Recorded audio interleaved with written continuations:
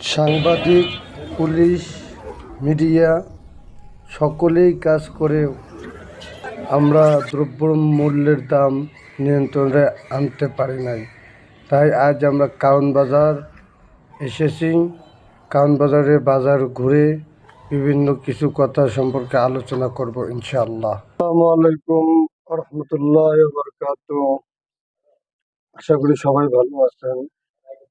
আমি বর্তমানে অবস্থান করতেছি কারণ বাজারের পাশে এফডিসি, যে বাংলাদেশ চলচ্চিত্র উন্নয়ন বোর্ড, সেখানে আমি কারণ বাজার ঘুরে দেখলাম এখানে জিনিসপাতির যে দাম, লাউ শাক, পুঁই শাক, পেঁপে, বেগুন, ভেন্ডি, তারপর ঢেঁড়স, আপনার যাবতীয় যা কিনবেন সমস্ত কিছু জিনিসের দাম বাড়তি।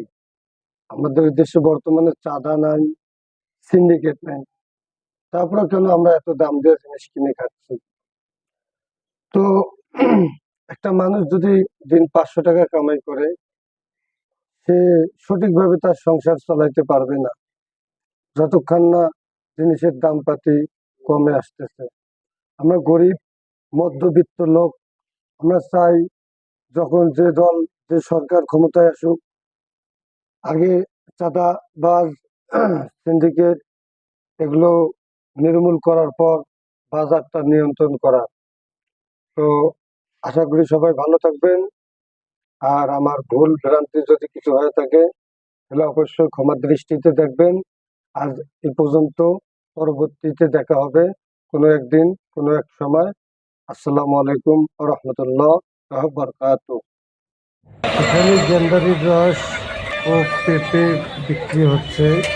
আমরা অল্প সময় নিয়ে এসেছি, তাই ঘুরতে পারলাম না, সেজন্য দুঃখিত, ক্ষমা করে দেবেন।